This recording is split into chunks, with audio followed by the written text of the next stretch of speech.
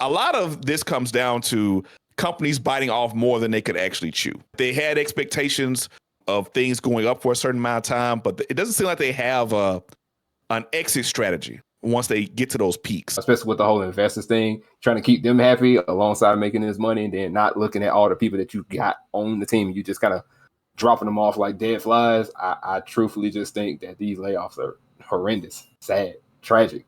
Like, you really ruining people's lives because you done made so much money, you done spent so much money, but most of your money got to go other places than to the people that you got on the job. What does this do to our industry long term? How many of these people are going to get fired and leave and never come back to the industry?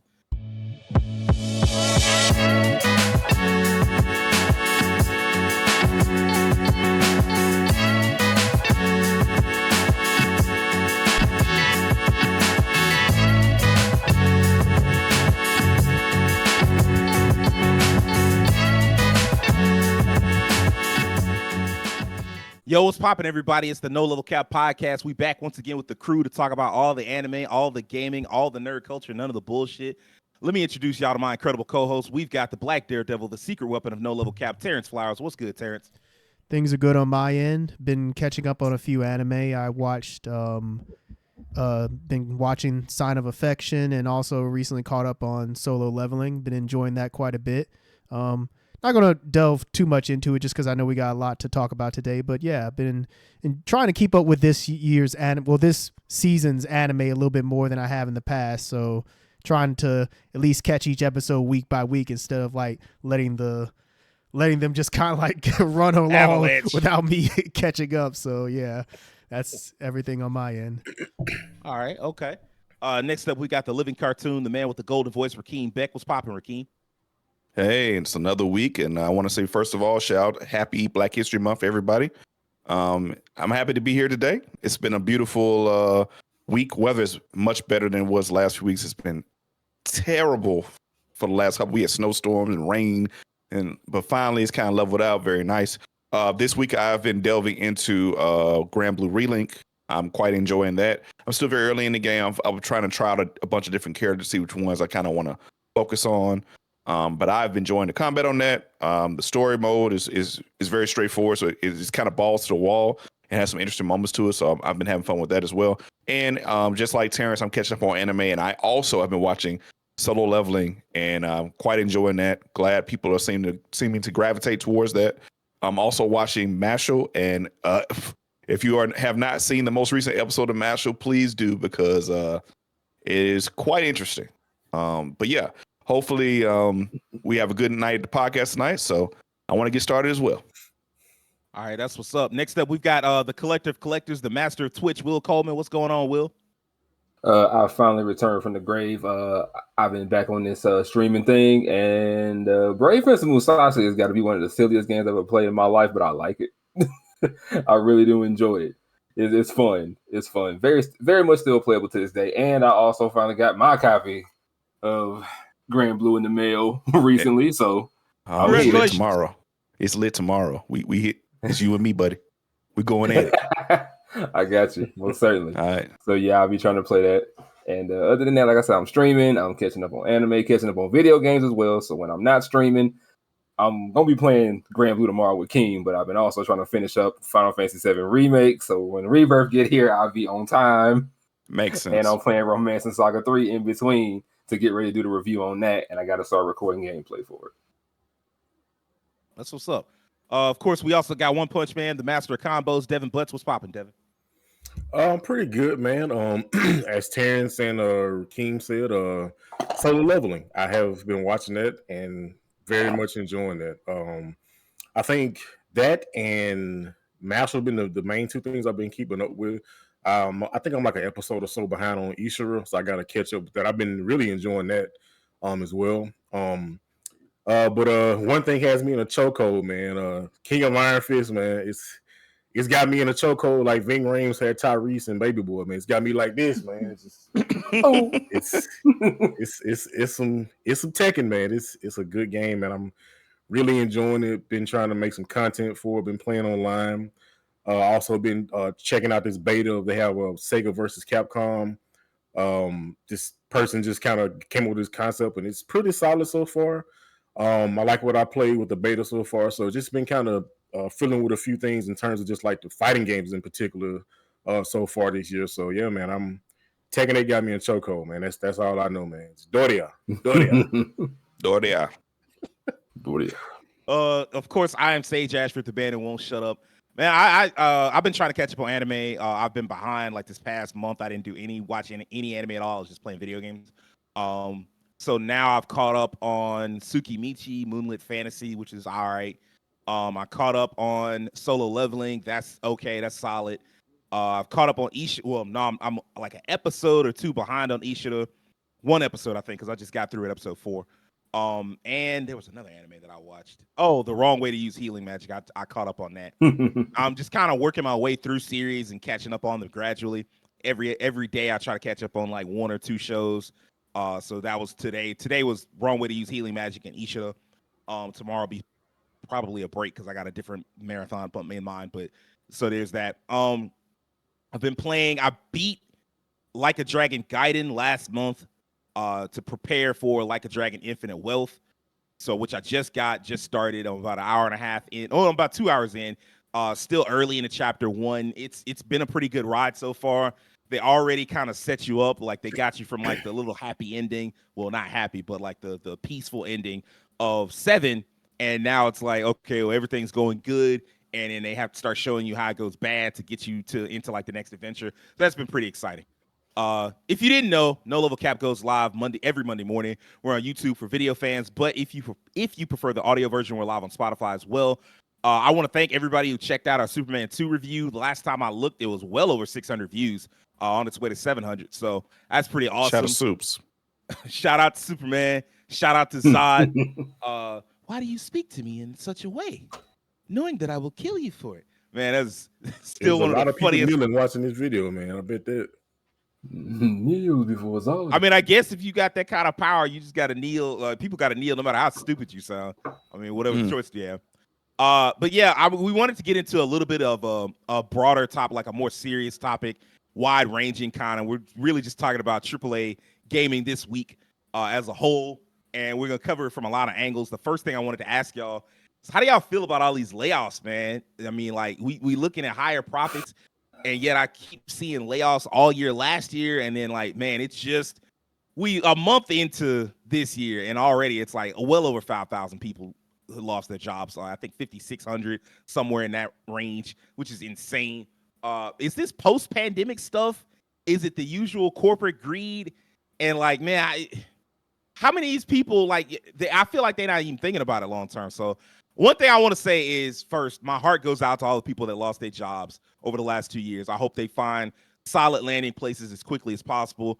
But I just want to say, man, this is embarrassing. Like, every time I look around, it's somebody posting record sales, record engagement, record this, record that, record profits, people turning over all this money. And yet also every time I turn around, another company like, well, we got to lay off some people. And I'm like, how in the fuck? These two things don't go together. And I know Xbox, I wanted to do a little bit of research before the podcast. So I looked around. I know Xbox has something of a down year in terms of like selling consoles. Like, they, compared to 2022, 2023, they had a pretty bad year in terms of selling consoles. But Game Pass is up. You know, like your software is up. Game Pass is up. And you had 68.4 billion to drop on Activision, and somehow still y'all laid off hella people. At both companies, really. And so, like, my point is, like, they doing all these big business moves, and the fans keep talking about a console war. And in the meantime, it's people at the ground floor of this that do the work, that make the games that we love, and they losing their jobs because of greed. And that shit driving me up a fucking wall. Like, I don't get it. Like, I don't understand. Because, like, to me, I'm like, what does this do to our industry long term? How many of these people are going to get fired and leave and never come back to the industry? Because it's like, oh, I can make more money in tech, and it's a less volatile position. It's not entirely true. Like, it feels like the layoffs is not just in gaming, but tech and kind of everywhere, really. But one thing I will say is, like, you leave gaming, you're more likely to get paid more to work less. That's something that I've seen consistently. Like, people say, oh, I just left gaming and I went over here to some part of the tech sector, and I get paid and I go home, I have a much better work-life balance. And it's like really one of the only things that kept people working here in this industry was passion. They loved the video games. They loved, like video games did so much for them growing up. And they were so passionate to work on some of their favorite characters or to work for some of their favorite companies. And then they get there and they find out, oh man, this place fucking sucks. And to some extent, you're going to find that out no matter what you do, because all that bullshit about, oh, if you do what you love, you'll never work a day in your life. That's a damn lie. Because at the end of the day, the work is still work. You're going to have to still, even when you don't like, you're going to think that until you get up one day and you like, man, I feel like shit. And I just don't, whether it's you sick, but you're not contagious, whether it's I'm just not in a good headspace, whether you just depressed because you got dumped by your girlfriend, boyfriend, whatever it is, it don't matter because you still got to get up and go to work. And all of that shit where you like, oh, it's what you love, so I'm doing what I love. You're not going to be thinking about that when you got to get up and go to work, even on a day where you don't feel like going to work. But nonetheless, people get up and are happy to do. At least it's something you can take pride in. It's something you're passionate about. And then they grind it the fuck out of you for one. And then after that, it's like, oh yeah, all that shit, all that hard work you did, we laying you off. And it's like, man, if you don't get, and not only that, like sometimes these people get laid off and it's like, oh, well, you weren't around to the end of the project, so we're not going to put your name on the project. And it's like, well, how the fuck am I going to get another job? They're going to wonder what I did. And I'm like, oh, I worked on this. And they're going to look into it. Well, we don't see your name on it. It's like, man, all this shit is just grimy and disgusting.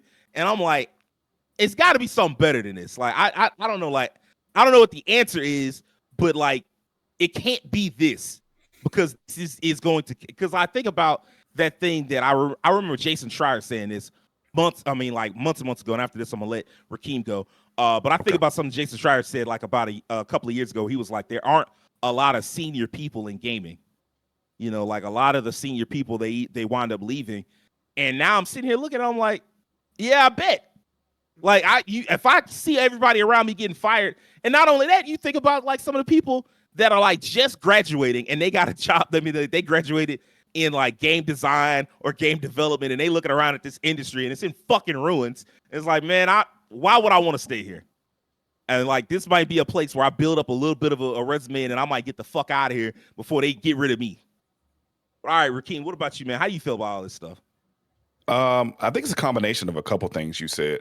I feel like the layoffs in the industry are somewhat of a symptom of a combination of the mass hiring in tech around the pandemic era when everyone was at home. And because there was a time period where they were making a lot of profit, everybody was at home, so there was a lot more profit in that sector. So there was probably more hiring in that sector. And once you make a whole lot of money, the expectations around making a whole lot of money don't go away for your investors. So now in this time period where now things are kind of normalizing back to like pre-pandemic amounts, because people aren't watching Netflix every day or playing games every day or all the time. The console scarcity isn't here anymore with PlayStation like it was back then. People were clamoring for the PlayStation so heavily. So I think that's a big part of it. And then another part of it is like this large consolidation we're seeing in the industry.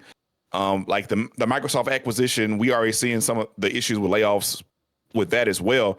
And once a major company absorbs another major company, there's going to be a lot of layoffs in that kind of area. There's going to be a lot of changes, redundancies in the position. And then, of course, a part of it is also like there are expectations when you acquire something of the profit that's returned. And if you don't hit all those marks, then there's cuts there too. So a lot of this comes down to companies biting off more than they could actually chew. Like they had expectations of things going up for a certain amount of time, but it doesn't seem like they have an exit strategy once they get to those peaks. Like they just reach those peaks, and when things normalize back, their exit strategy is trim the fat and save as much money to make it look like save as much money as possible for the investors. Also, I was reading an article on Wired today specifically about layoffs, and there was a quote in the article I wanted to say about the Embracer Act when Embracer was buying up all those companies, and we know now they definitely bit off more than they could chew. But the quote here was quite funny. Well, not quite funny, but quite interesting to me. And the quote was, once a huge publicly traded company buys up large swaths of an industry, said one developer about Embracer's fumbles. They were interviewing a developer. It will inevitably end up creating redundancies and placing innovative, more exploratory studios in a position where they'll never be seen as profitable enough for shareholders. And we've already seen like the ramifications of that. They bought up all these studios, a lot of esoteric games, a lot of IPs that haven't been used in 20 years, and did nothing with them. And then they laid out half the staff. And now a lot of games that are in the docket, like Deus Ex got cut recently. I believe Time Splitters. Aren't they? Didn't they buy the Gothic studio as well? Will that be affected by this? They said don't count us out yet. Like the studio was like, don't count us out yet. So probably on the fence. In the air. Yeah. Yeah. So yeah, that's a lot of those issues. But the main problem is like just companies biting off more than they can chew. And this is the result of that. And them trying to trim the fat and make themselves look better before they talk to their investors, which is really selfish and really trash, honestly. Also, I was looking at the amount. Last year was about what 10,500 layoffs total? Yes, for all the companies. Yes, that's crazy. And already in 2024, we're at what 5,900. We're already half that already. Half of that. So it seems like that trend is not only continuing but trending upwards for the next year. It's crazy. Yeah, but I just think it's a quite a mess, and game companies are starting to get in over their heads a bit with their acquisitions and what they expect from it. It reminds me a lot of what happened back in like with Square Enix and Capcom back in the day when they had these expectations for these games and didn't get what they wanted. But we've seen cuts in the industries a lot, but like this scale of it has gotten absurd. And I kind of agree with you, Sage, that like if I was in this industry, I would be looking to possibly get out. Now I'm a guy personally, the audience might know is I move anyway. If I can get a better position, better pay, I'm going. That's just, I've had 3 different jobs in the last 5 years and I got paid better every time. So that's my mindset. Like if I can get a better position, better pay, and more experience in a better situation, I'm going for it. So if you're in the game industry right now, I would not stick around too long at this moment until they get their shit together. One thing I want to bring up, since you brought up the Embracer Group, this was mentioned on Kind of Funny Games Daily, like last year, and it's stuck in my head. The dude was like, yo, man, like when I looked at Embracer as they were buying up all these companies, sometimes you have a moment where you're like, are they like just smarter than me? Like, do they know something I don't know? And like, is that what's going on? And then like it goes the way you thought it was gonna go, and you're like, no, they didn't know anything that I didn't know. They're just as stupid as I am. Like, what the fuck? Like, how could this have had any other ending? And so like Embracer Group pisses me off more than any other set of layoffs because it's like this was always going to happen exactly the way that it happened. Because like, and you look at like, oh, you know, we couldn't get the funding that we were looking for. What funding did you need? Like, you just kept buying companies and you just thought somebody would just keep giving you money to do whatever the fuck you were doing.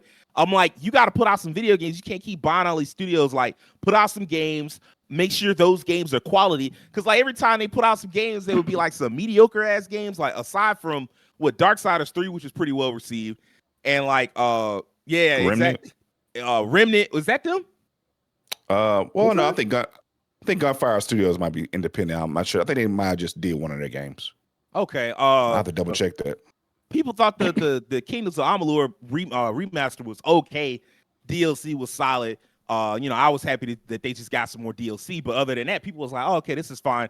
But like, and of course, I think it's them that's doing the Outcast game. Yes. The sci-fi game, Outcast: A New Beginning. I think that's them. Hopefully that's good. But like, you got to put out good games and those games need to turn a profit.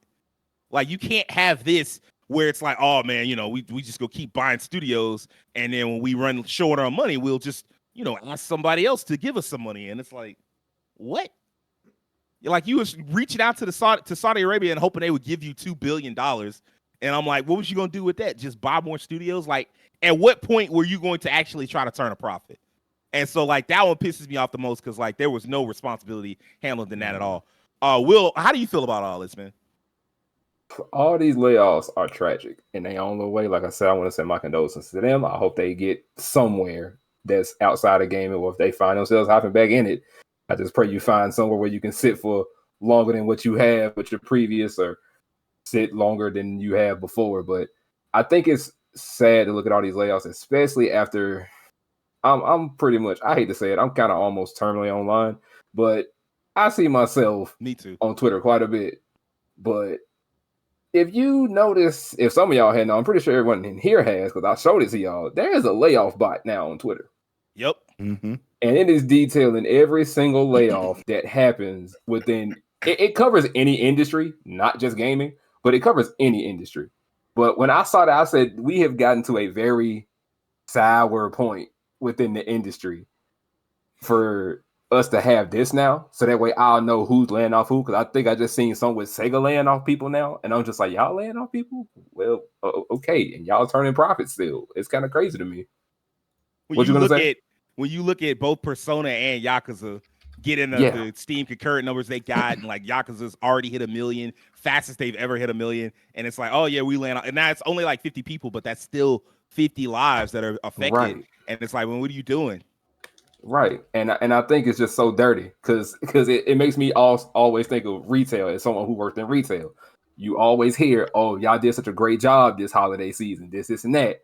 But they'll never want to turn no money over to us. They'd rather see us walk out that door to put someone new in. They'd rather see us upset because they handing us some fresh Little Caesars instead of a fresh $2, $3, $4 extra on my check every hour. What's up, King?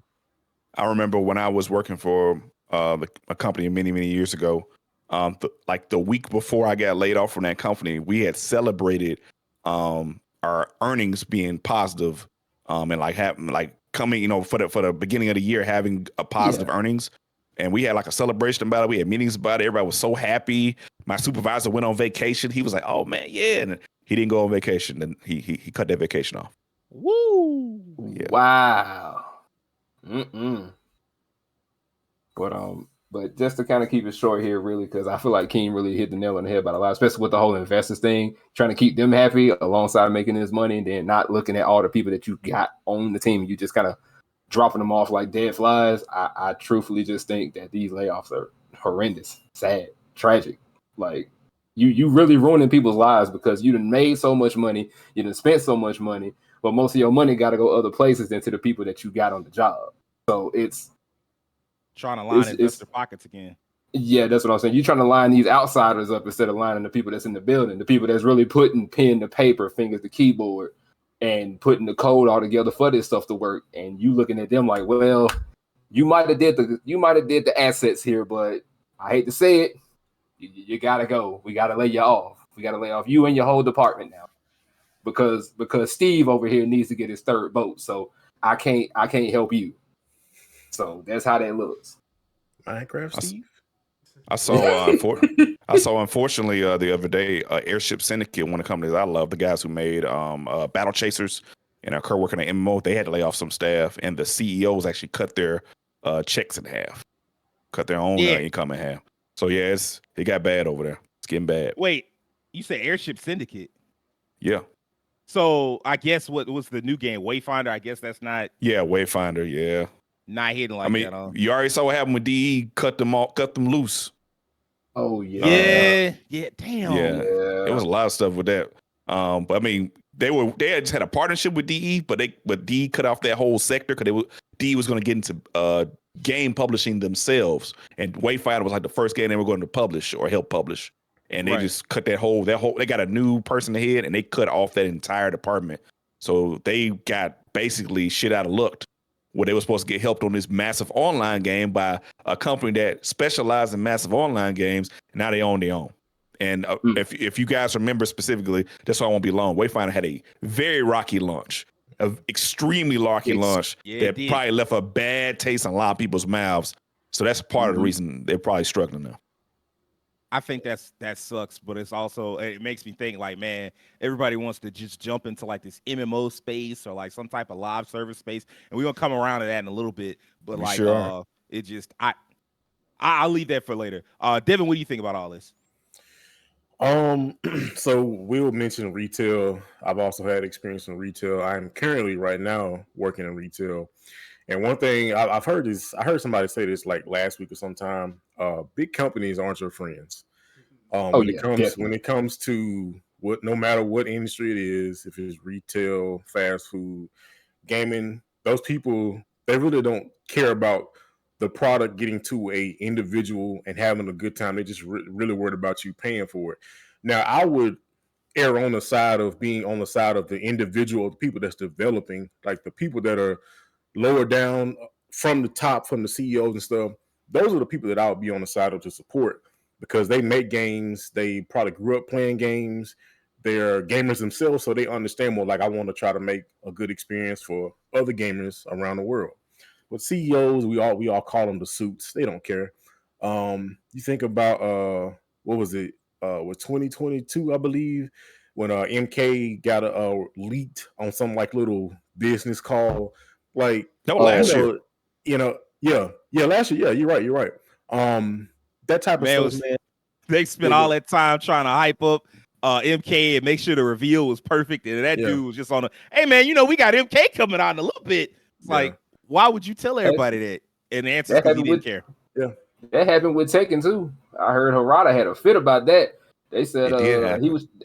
They said the release, the leak happened, and Harada seen it, but he was out there just chilling. He was being his normal self, and somebody said he went in the back room and he was going on a tirade on the phone. He said, "Whoever did it, I want his head on my desk first thing in the morning." He was mad about that. I was like, I don't blame him, but he said, "I want him out of here." Harada's gonna hit him with a king chain grab. But yeah, man, the layoffs is like just the amount of layoffs is like really insane. Like if that's like one or two, maybe a handful, that's still not great. But it's like okay, but when it's like in the hundreds and thousands, it's like dang. I know like most of these companies, these development teams, there's a lot of people because a lot of these games, especially AAA companies, it takes a lot of manpower to work on these games. Outsourcing, all that shit. Yeah, so it's just like it's unfortunate to see so many people lose their jobs. And I'm pretty a lot of these people like making games is not easy. Like I have no idea how to make a game. It's not just something you just wake up and be like, oh, I you got coding from the character designers, all this stuff, man. Like that's a lot. And just for those people just to be out there, like I just read something we just talked about. It's like you make a game and like you don't even know am I gonna be around for the next one? Like it's unfortunate. I will say though, it's actually interesting. I actually watched a podcast this week, and one of the guys on the panel, he does stuff for I don't know if it's the Washington Post, but he has a friend also that's an analyst that did like a paper, I think like 2 or so weeks ago. And he said it's interesting to see this and to hear him say this. And I was like, I wonder, and if this is true, I think there are some factors to this because I mean, when we talk about AAA, I think it was Sage that just mentioned about the acquisition from Microsoft. 64 billion. Yep, 68.4 billion. That's crazy to buy to have a mediocre game on your platform. That's crazy. Yeah, anyway, it's the game, and that's another thing I was going to talk about. I'm gonna say that for later. Mid. I used to say that with developers, just make a good game and people will buy it. And then I thought about it. Man, people still making really mid games, and people Madden, 2K, COD are still some of the highest selling games, and those games are basically, for lack of a better term, just copy and paste. Like Madden it's ridiculous how terrible Madden has gotten, and people still buying. It's like, bro, like what's going on? But to my point, so he said that his friend wrote an article, and he said that I wish I could have found that. I don't think he actually said where it was, but he read off on the podcast. He said, I think last year, he said from 57.2 billion in 2023, and that he said that's up only 1.1% from 2022. He also mentioned about, I think Sage mentioned this too, about consoles not being able to break like 50 million unit sales.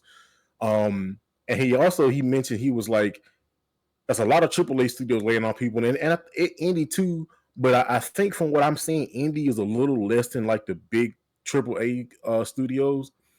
He also said you don't see as many people, and this is what he said, companies that don't have hair follicles on the characters' chins.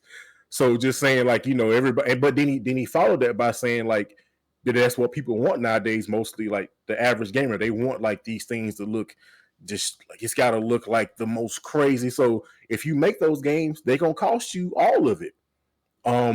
I pulled up what the highest game was from 2023, and if this is accurate, I think where is it? I just had it.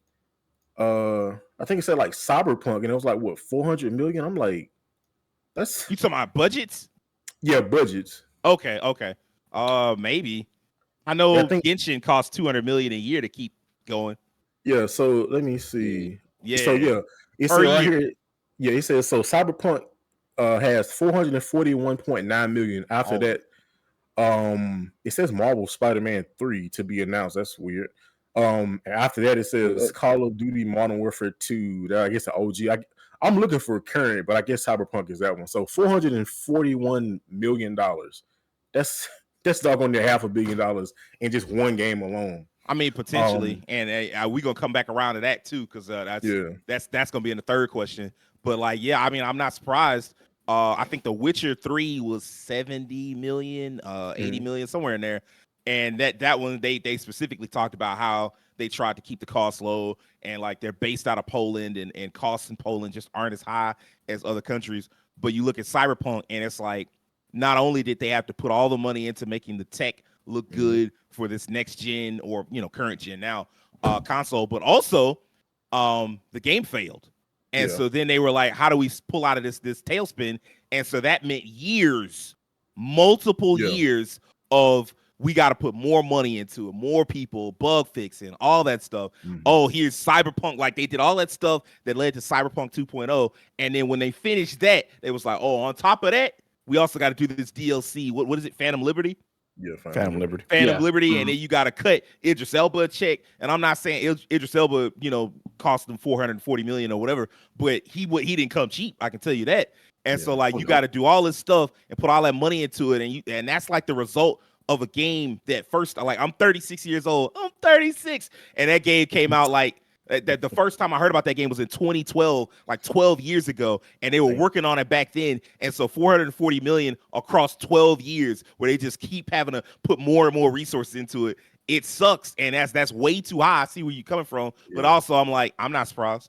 Yeah, well, that's the thing, and actually, that's a good point you just made. So this guy, like that paper he wrote, might have some truth to it, and that's why, because people and think about it, most companies don't get the chance to do that, to put $440 million into a game, to screw up the game horrendously, and then get a second chance. Most companies do that, that's it. The doors are closed. I mean, in CD Projekt Red's defense, sort of, like, this is the most minor defense I give them. What they had was the same thing that Larian Studios has, the same thing that From Software has, where they had a history of publishing really good, high quality experiences. The Witcher 3 being like the preeminent experience for PS4, Xbox One. And so, like, it's not a surprise that even though they screwed up, there was so much hype around that project. That was a game that people wanted so desperately to be good, from a studio they put so much faith in. And so, like, when they were like, we're gonna try to turn it around, people wanted to give them a second chance. A lot of studios, like, if Ubisoft fucked up like that, nobody's giving them no second chance. They'd be like, hey, fuck y'all deserve to fail. I hope you crash and burn. I hope they burn in hell. I don't know why people would be so angry at Ubisoft, but go ahead. Yeah. So I mean, just thinking about that, like, if it took 440 million to fail and then you got it right, I would say maybe are they at like almost $1 billion just off that one game, just because they screwed up.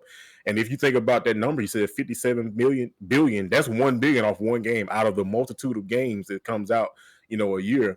But ultimately, I do think like they're like something, there got to be some type of middle ground that can meet somewhere, because just laying off just like thousands of people just at once, it's like something gotta shake here. Because I know, Rakeem, you just mentioned about what was the studio you said they laid off Airship Syndicate. Yes. So you see, that sounds more natural. That sounds a lot more authentic, because you said the CEOs also had to cut their checks in half. I know there's probably some of these people where people are getting laid off, but the people at the top are like, oh, I'm still good. There is, I want to say it's Bungie, where they were laying off some people, and like one of the people was like, hey man, at any point, there was like an article going around about how like there was a culture of like fear and uncertainty as they was laying off people, and saw all these changes being made at Bungie.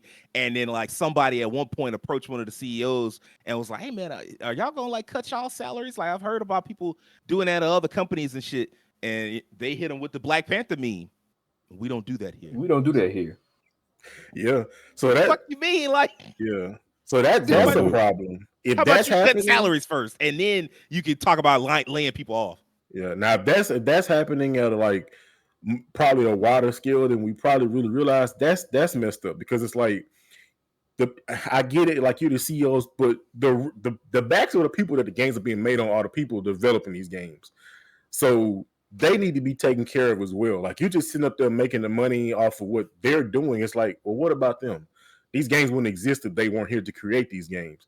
So for you to just be like, hey, well, I'm good on that. I'll keep what I got. Well, what about everybody else? But that's that mentality. Like Will mentioned, I think Rakim, you mentioned this too about I think Sage mentioned about the tech industry because this podcast they also one of the guys is a game developer and the other guy's in tech and his wife is in tech, and he said it happened to his wife. Like this company, they just hired in a bunch of people, this big multitude of people, and then all of a sudden they was like, oh, we got to get rid of it. It's like, but so why? Like they have this mentality of like trying to, I guess, like exceed expectations in a certain amount of time, and then not account for later on, like, okay, well, we got to pay all these people. What if things don't go as planned? So now everybody, I know you brought us, we just brought you in, but now you got to go, and that's unfortunate. Like I think there needs to be, to mitigate this, there need to be better planning. Like let's look at these numbers, let's look at what we need, let's look at where we are, and let's make a plan instead of just saying grab everything. Just like the acquisitions, everybody's grabbing everything. It's like, bro, like you giving $64 billion for Activision to make mid of duty. And again, I keep saying that, but it's gonna still make money. I was gonna say it's about to make all of it for him. So, but again, that's $64 billion just dumped into that. Not like they bought multiple things, just that. Like, well, they did buy multiple things though, because they bought Activision Blizzard, and so yeah. So that they also have access to Diablo and Overwatch and Midwatch. They got access to Midwatch. Yeah. And WoW, like they got access to all of these like franchises, and they got access to like Activision's library, even though, quite frankly, for the last 2 decades, it hadn't been much of a library. It's just been COD and Crash.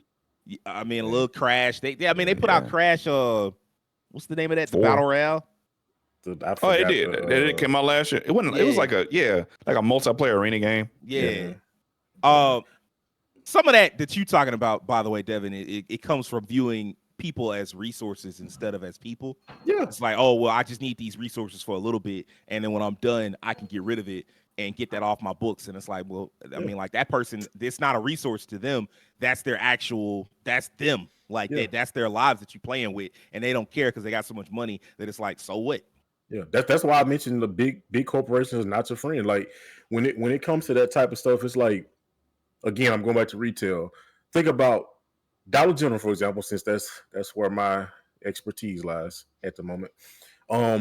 They try to do everything. Like think about, they have at one point Dollar General didn't have frozen. They didn't have certain things. They keep acquiring things. Okay, we see what everybody else is doing, so let's do that too. It might not be the best move for us, but forget it, screw it. We got the money, so we're gonna do it. Also, now we're doing all this, so that means we got to get more people to take care of this stuff. Now this means maintenance on the freezers because we didn't have that cost there at first because there was no freezers.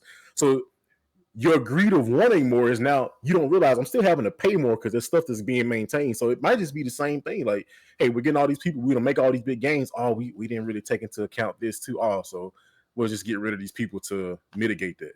Right back where we started. Yeah, so just basically poor planning, and then people lose their jobs. Terrence, what about you, man? What do you have to add, bro?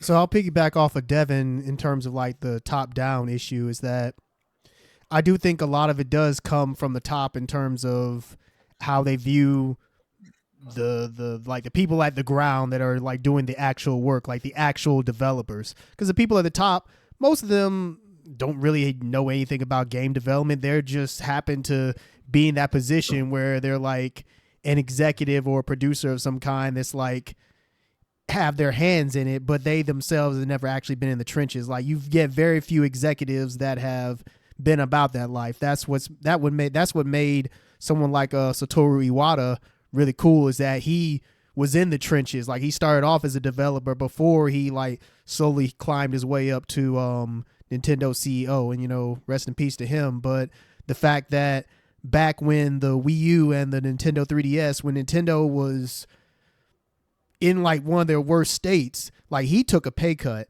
That's not something that you really get from like Western developers. And I know that It's actually really hard to fire people, and like they typically don't fire you in Japan. What they'll Yeah. do is they'll just start taking away responsibilities. They kind of make you quit out of shame. Like Yeah. they'll start taking Yeah. away things that you do until it's just like, why am I here? What am I doing? I don't serve a purpose. And then you're just so embarrassed that you're just like, I can't show up to this job, and you quit. Yeah. Like that one It's kinda episode of like they try to- Seinfeld with George it's like they try to Costanza. phase you out. Yeah. It's like they try to phase you out of the job. Like, Yeah. Yeah. Well, what I was gonna say is that so kind of lost my train of thought there. Sorry. Okay. With what we get in the West is what I was ultimately getting at is that with the top in the West, you don't see as much of that. And I know, Raheem, you mentioned one of those developers where they did have someone who, like, in a CEO position who did take like a pay cut. Like, honestly, we need more of that. Like, people in these top level positions taking more of a hit instead of just people at the bottom taking hits. Because that's what it seems like with a lot of these layoffs is you hear a lot about just people who are at the normal, like regular level just getting cut, whereas like people at the top, they don't really suffer any consequences. And I think that's where we need a lot more happening, is just we need more cuts at the top than we do at the bottom. I think it would just help. And I know that's not going to solve everything, but I think that if people who are at the top weren't making as much, then maybe it would help like balance out the industry a little bit more. And I know that's like kind of like simplifying it. There's a lot more that's going on there, but and that's a issue that affects a lot of industries in terms of like, hey, a lot of industry have problem at the top where they're the ones getting paid all the money, and the people who actually do a lot of the work at the bottom, they're the ones that are suffering the most. But I think that is an issue in gaming that definitely could stand to be looked at. And also gaming is suffering a lot of the same issues that the film industry is suffering right now, whereas a lot of money is being put into like these big budget projects and they turn out to not have as much of a profit. Like last year, despite like your Oppenheimer and your Barbies, you had movies that like Indiana Jones, where there was so much money put into it, and then it turned out to be this big flop, and it was an embarrassment, for Disney in that regard. Just the fact that something like that cost them so much, and then when it was put out, it just didn't generate as much money as they needed it to. So as games just get bigger and bigger, and these budgets just get bigger and bigger, it's going to continue to be a problem that we're going to have to deal with. Is all this happening. So that's my big thing. Is I think there just could be more that could happen at the top to prevent a lot of this stuff at the bottom, like people being cut. And ultimately what I think is going to happen is a lot of it, they're going to use that as an excuse to like turn over to like AI more, like to use it as a way to make the games another way instead of having to pay more people. And that's also affecting under other industries. Pretty much as any artistic industry right now, it seems like in the long run, we're going to have to run hands with AI in terms of, those jobs going to AI. Instead of AI being used as a tool, it is essentially being used as more of like an actual employee, and it making the games, it making the art, it making the films, et cetera, et cetera. And, that's just not the way that it should be done. These games, they, like you all have said, they take time, they take a lot of blood, sweat, and tears, and the people who are behind them, they're really passionate. And it's unfortunate that a lot of them are losing their jobs like this. So, my heart goes out to them. And I just hope that in some way a lot of them can land back on their feet, whether it's in the gaming industry or in another space, whatever at the end of the day actually makes them happy. If gaming no longer makes them happy and it's just frustrating for them to, continue to do this, but just continue to be treated poorly, then, hey, I understand. Go do something else. Yeah, I mean, like I agree, and then I want a couple of things I want to bring up before we switch to the next topic. You brought up like the increasing budget price, and it reminds me of like there's this when the Insomniac leak happened. One of the things mentioned in the leak that kind of went under the radar for a lot of people because everybody was just so busy trying to like create Wolverine on PCs or whatever the fuck. And port it to Xbox some kind of way and all this bullshit. Instead of focusing on some of the more interesting bits. One of them was like Insomniac mentioning like the budget of Spider-Man 2 versus the budget of Spider-Man 1 and being like do people know that we spent like can they obviously tell that we spent 3 times the budget on Spider-Man 2 versus Spider-Man 1 and trying to figure out how ways to like reduce the budget or like kind of amortize the cost across like several years, because it's like, hey man, like we can't keep increasing budgets like this. Like the game is a success, but we would need it to be an even bigger success if we keep spending money at the rate that we're spending money, and that's just not feasible.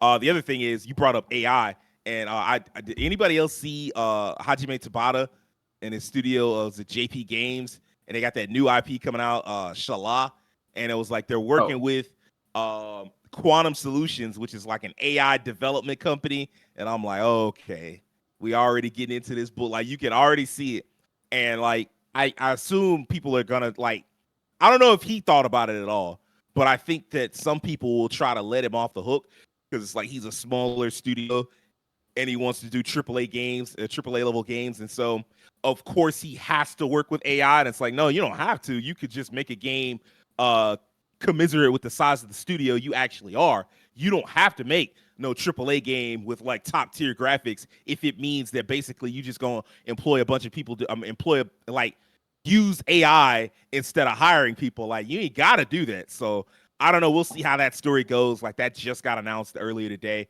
I mean, like I think either Thursday or Friday, and so like I don't know how that goes long term, but it's interesting. Next topic: are we ever really gonna be free of games as a service, man? Because like we keep seeing these games fail left and right, because they can't set realistic goals, not just in terms of profit, but even in terms of like content plans. It's like you got games that some of them recover eventually. Like Fallout 76, like you got people saying Fallout 76 is a solid experience now. Like there are a ton of people that will stand up for that game because it's been years of them putting content into it and fixing all the things that people hated about it.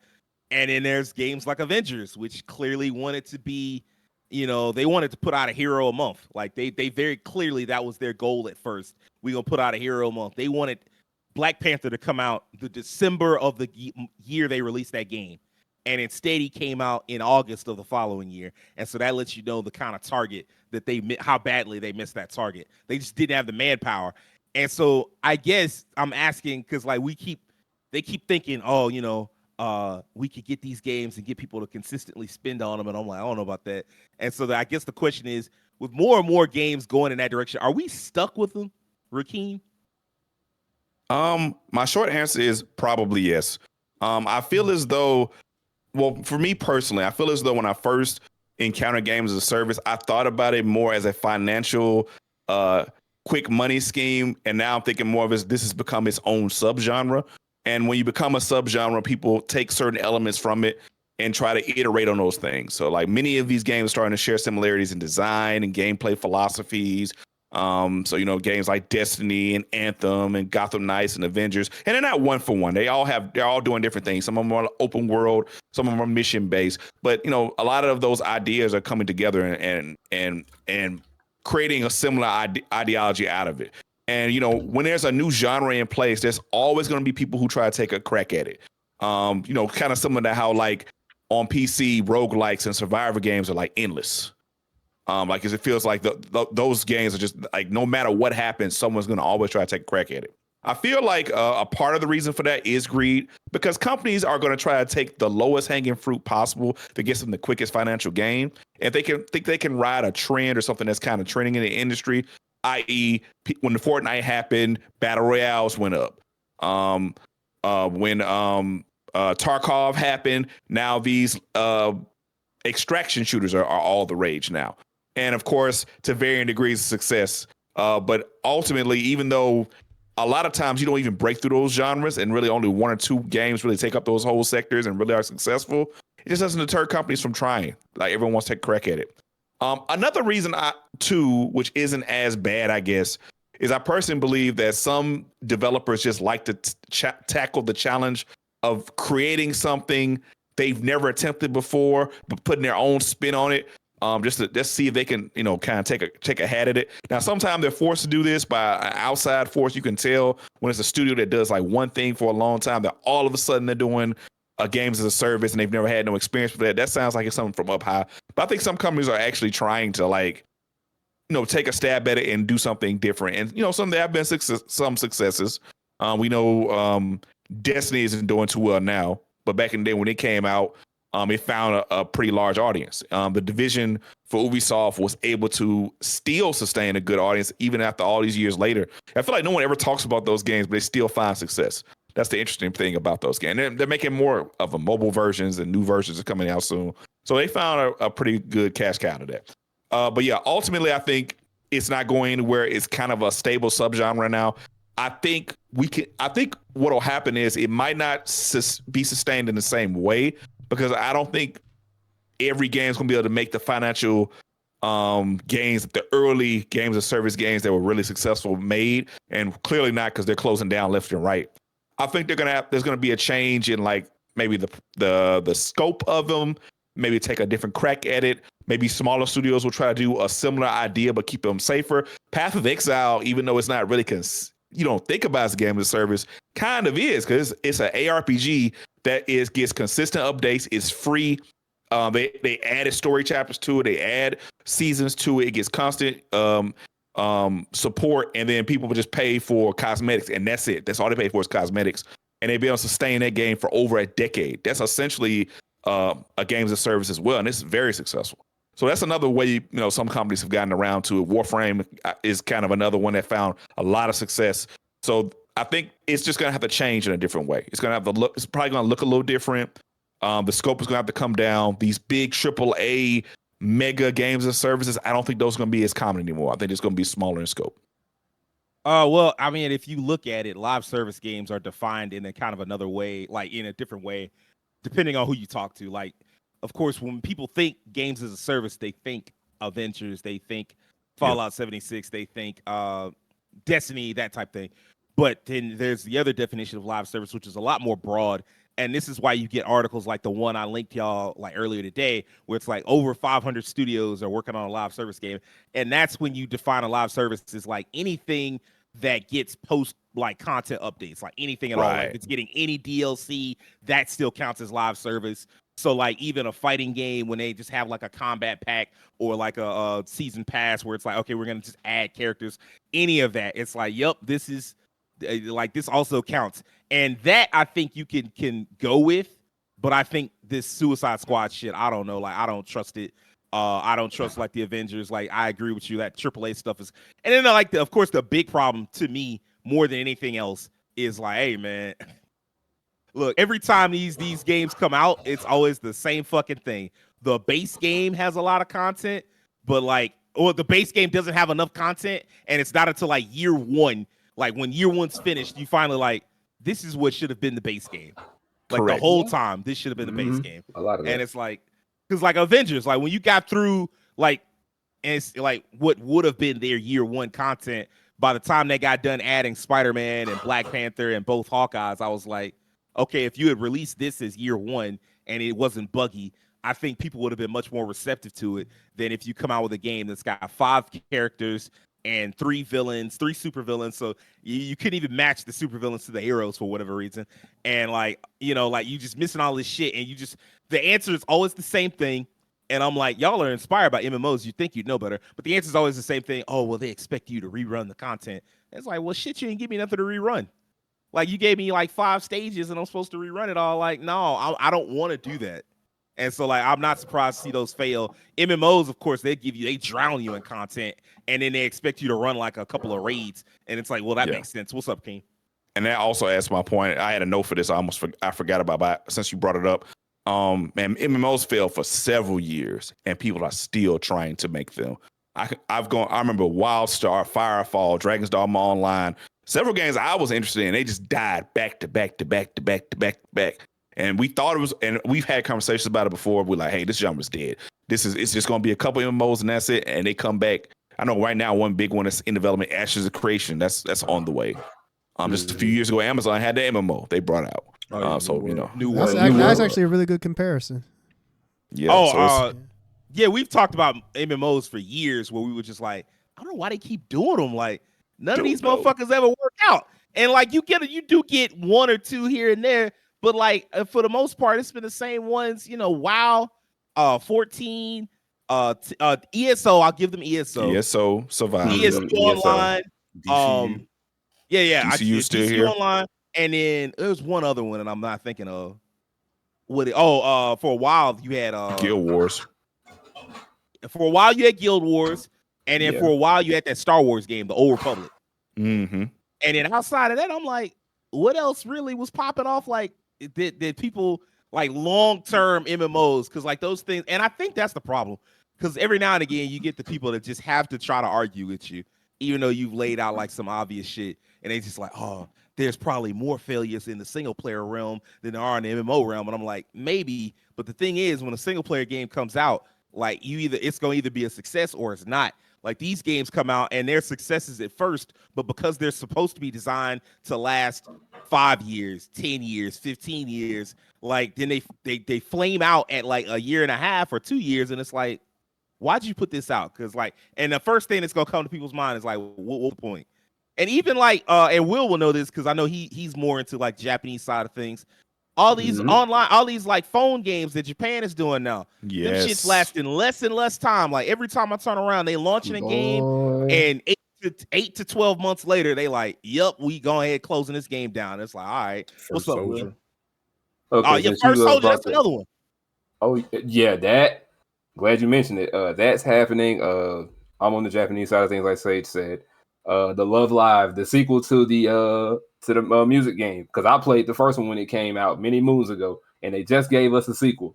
Tell me why it's coming out this month for Japan. It's coming out in March for us, but they say, hey, look, we gonna shut it down in May. I'm like, so why did you give us this game in the first place and shut it down 2 months later?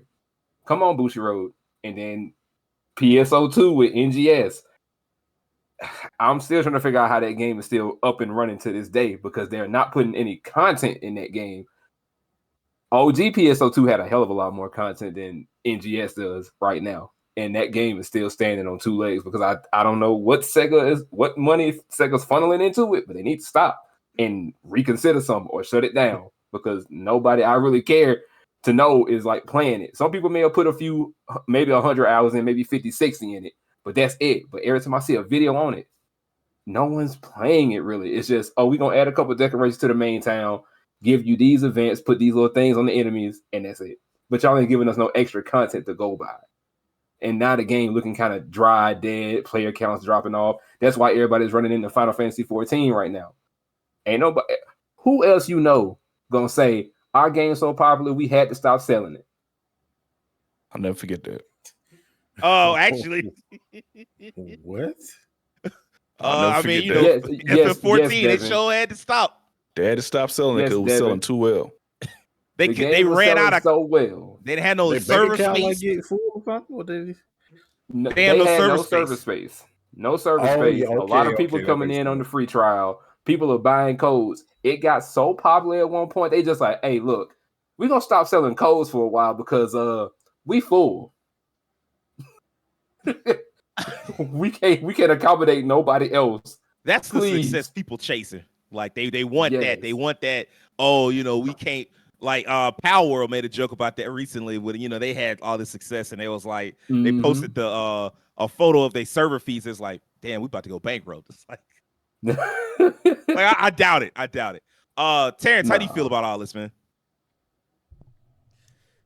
You know, now that Rakeem has made that point about MMOs, it's like, yeah, I don't think they're going away anytime soon, unfortunately, just because with the gaming industry, they're kind of like hard-headed because despite all the failures that you see, as long as there's a success out there, as long as there's a Fortnite, as long as there's a Destiny, they're always going to try and be like, well, you know what?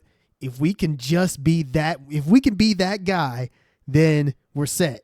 And I think, yeah, too many of them want to be that guy when most of them are just not going to be that guy.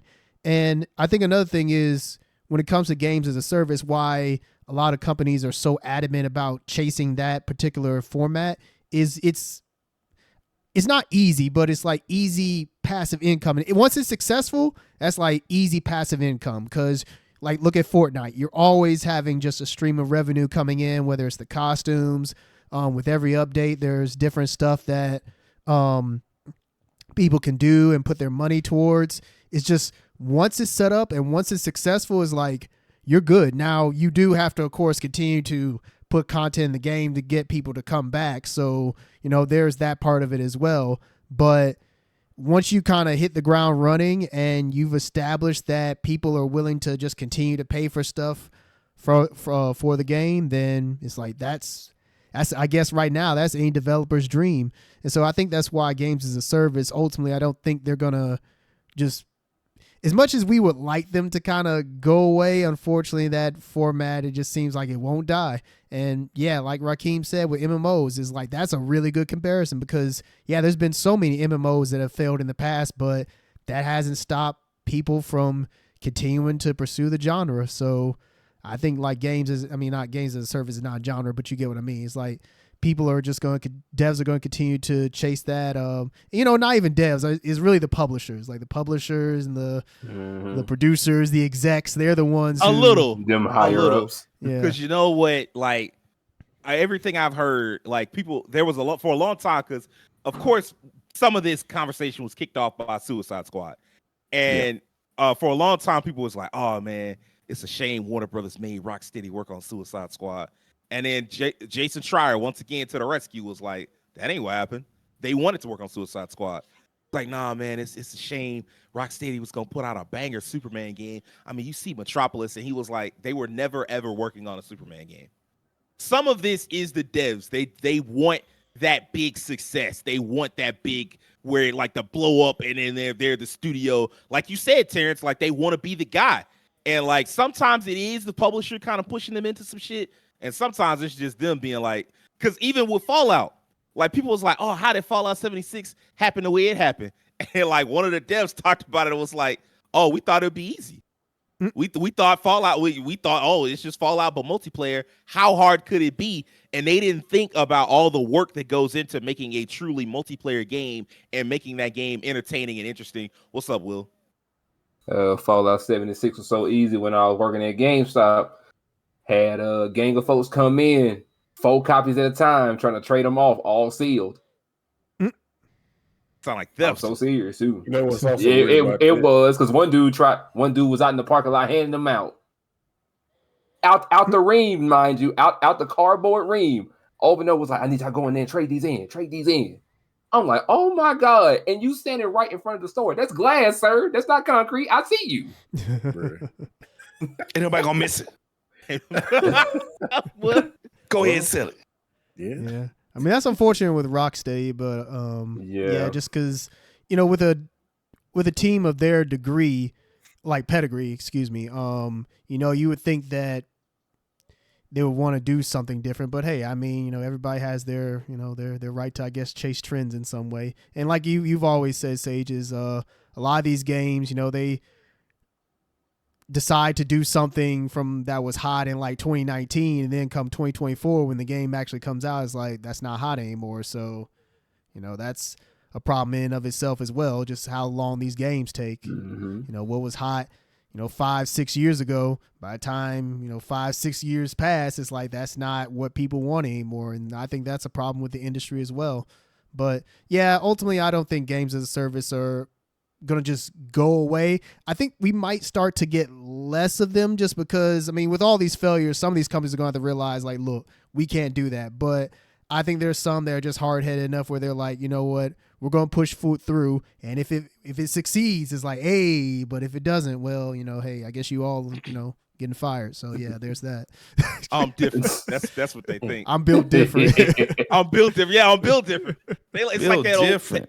that one Caleb City sketch where the main character just kept beating up NPCs, and no matter how many NPCs he beat up, the next NPC was like, yeah, but it ain't me though. It's like, yeah, but it don't matter. Yeah, I'm gonna that's do to exactly you. what it's like. I'm gonna do to you what I did to them last. Was like, if you don't come out, and then again, like, I don't know, like you come out with a game that's content bare.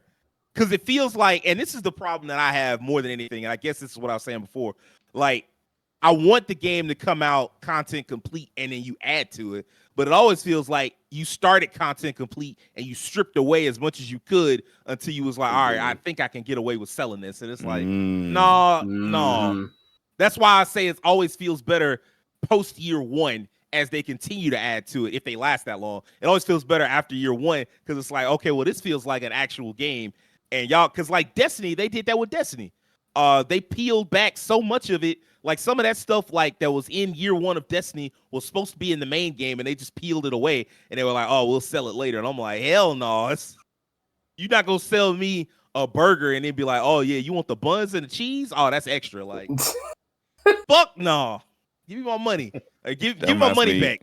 That reminds me of the RDC sketch where they had the game and you had to pay to press start.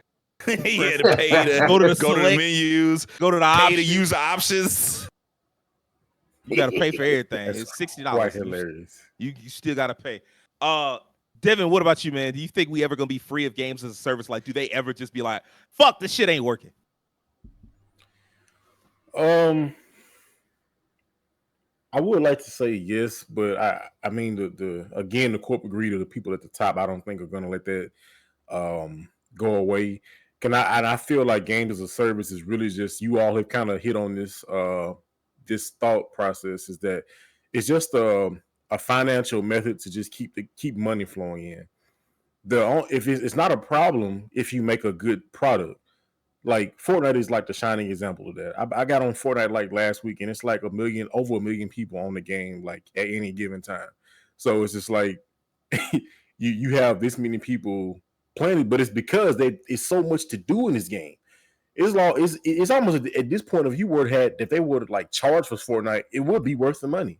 You've got so much content. I think I saw something where they're trying to make another mode. Like they just put a Lego mode. Oh, yeah. So they're supposedly adding like effectively what would be like an open world, like just go around and play and potentially like single player type shit. And I was like, that'd be fascinating because that might be the thing that made me play Fortnite. Yeah. So it's like, if you give us that, that's fine. And I mean, even like, I mean, the fact that they give you like, I feel like Fortnite is like an ever flowing chalice.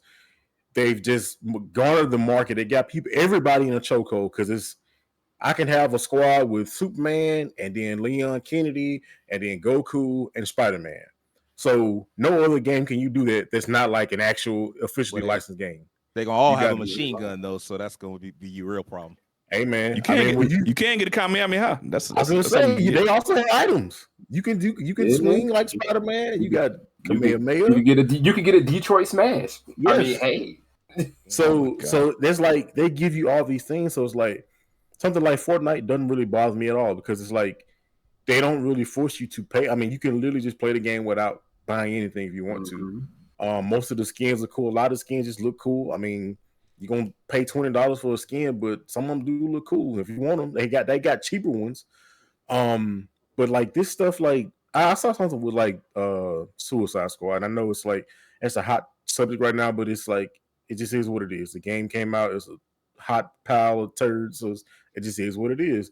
I think that you got early access to it, but you had to buy the $100 version. I'm like, so wait a minute, you're making me spend $100 on a live service game just to be able to play it early? Like what? Like that's crazy. And then I have to be online. I can't even play this game.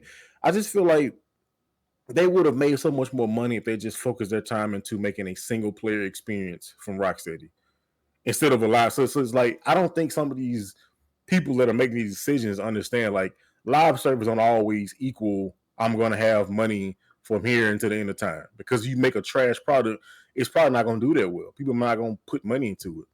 They would have made, I'm just like, did you not even think about this? Y'all would have made so much more money if you had came out with some fire, imagine a Justice League game on the level of the Arkham games.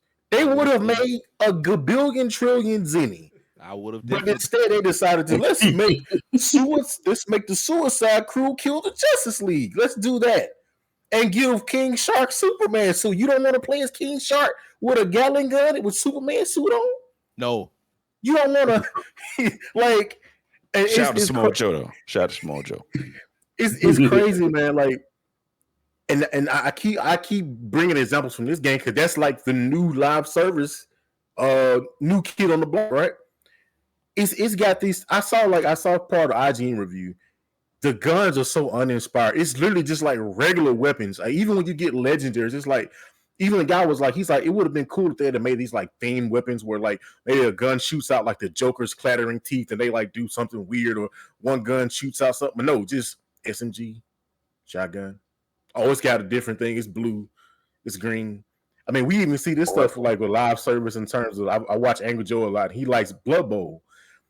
It's like buy the color blue for like $10. Wait, just like not even like some diamond, just like cool design. No, just blue. Give me $10. Just to make just the uniform color blue. Like, bro, what? Now, not even a full skin, just the color blue. I'm going to give you $10 for that. And let's bring this back into fighting games.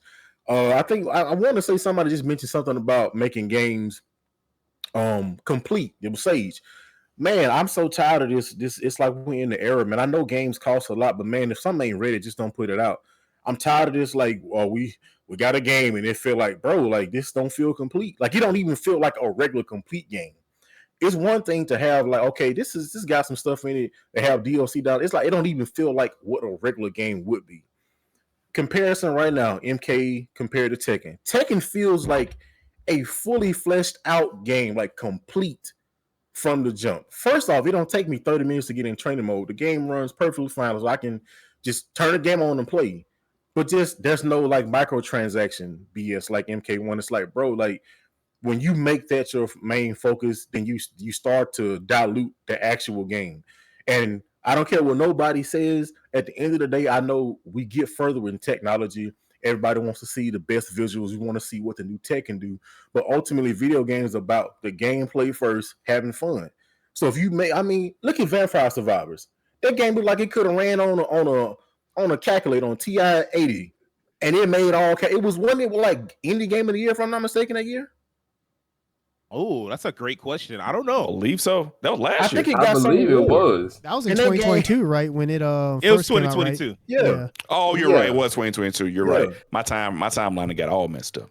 And you could also, it was a game, sir, because you could also spend money in that game. But it's like it was just a fun gameplay loop, and it was super cheap. It didn't. Yeah. Also, it was almost free. It cost you like $5, so it's like it's very low risk to get into. Yeah. It's just like Among Us when it came out. Like it didn't cost much. It was free to play and didn't cost much other than costumes, and it did super well. Yeah, I'm also happy. Yeah. I'm also happy it was cheap because all the copycats also had to be cheap. So the whole genre is just cheap as hell. Yeah, yeah, and it's just like. So that goes to show you, like that Among Us. I think Fall Guys was hot for a little bit. I think it kind of fell off at a point. It did, but then it went free to play. Yeah. So, and I mean, they had what was the game of Fall Dudes, or was it the knockoff? I saw on Steam some Fall Dudes. Is that the one that Mr. Beast was advertising? I know what you're talking about. Maybe so.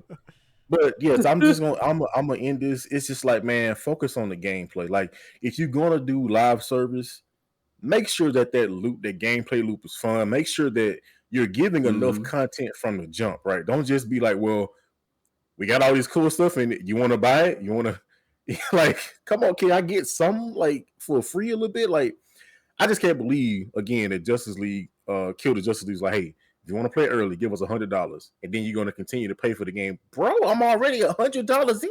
Well, I mean, to be fair, they're not asking you like to pay for content. They're asking you to pay for like costumes, skins, like that type shit. But that's what I'm saying. Like, that's even worse to me because it's like the guy, like the IG interview said, like these guns, there's like nothing. It's just a new skin for a gun. Like, bro, if the gun did something different, I'd be like, dang, you got that gun that does this so and so throw out. No, you cannot do that. They cannot do that. You cannot have guns that give you extra shit. It is multiplayer though. Like I'm saying, like against people, it's not competitive, but like you can't like in general. You get a lot of pushback for people when paying for power. Paying for power, like, right? Pay to nobody win. Wants that. Yeah, I don't know, man. I think that's different if you like not playing against people though. I promise you get the same reaction. They'd be like, "What is this? I gotta pay."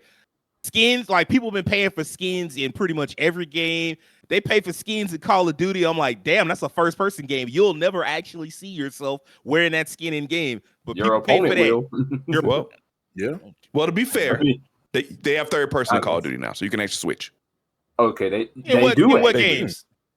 They do actually have That's third it. person because I seen They do. a video of someone playing, and I was like, "Why is this Call of Duty in people third don't use person it, randomly?" but it's there. They just I don't ain't use never, it.